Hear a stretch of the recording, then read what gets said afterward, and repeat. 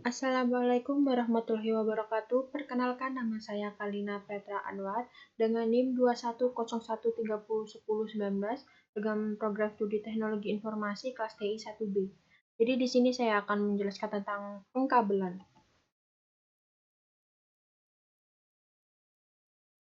Jadi di sini saya akan menjelaskan sedikit tentang materi pengkabelan dengan dosen pengampu Bapak Hendrik Setiautomo, STMMSI.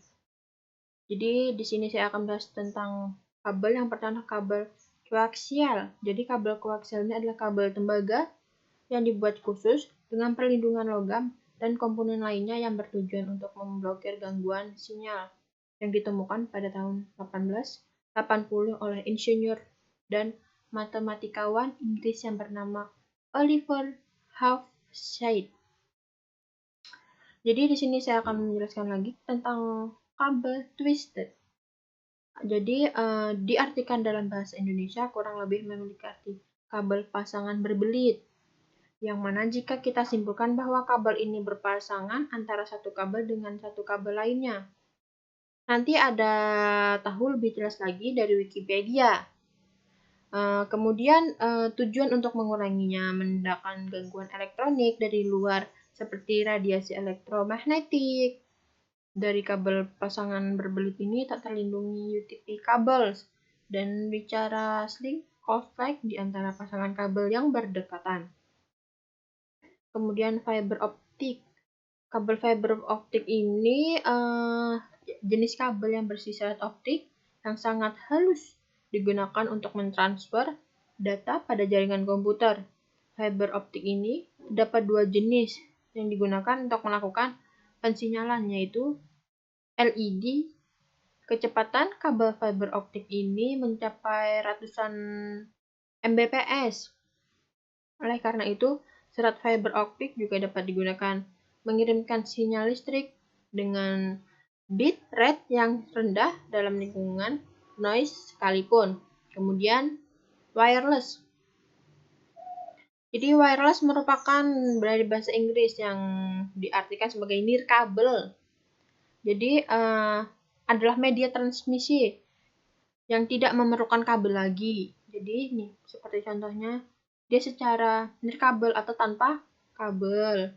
Kecepatannya itu yang menggunakan teknologi wireless ini dapat bergantung pada jarak tempuh atau jarak nih. Dari misalnya dari PC ke smartphone ini jaraknya yang akan memengaruhi.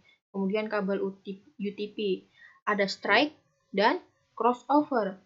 Jadi strike ini pemasangan kabelnya ini standar antara warna ujung dengan ujung yang sama dengan urutan putih orange, putih hijau, biru, putih biru, hijau, putih coklat, coklat.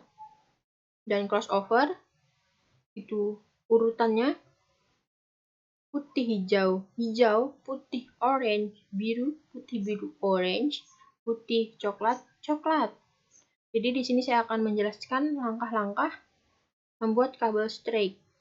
Pertama, kita akan memotong kabelan sekitar 1 atau 2 cm menggunakan tang crimping.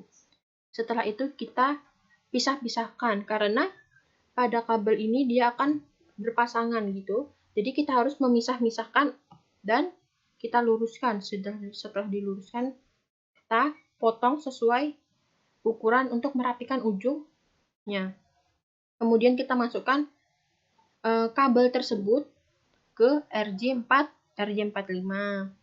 Setelah itu, pada saat itu kita harus memastikan kabel tersebut sudah pas di ujung RJ45. Setelah itu, saya menyebutnya dengan cara mengcrack.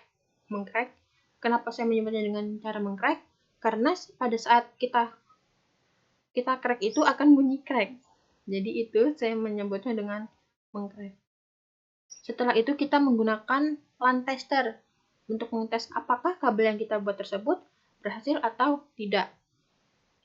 Jadi di sini saya telah pernah mempraktekkan menggunakan kabel strike maupun cross, dan itu lumayan gampang untuk dipraktekkan.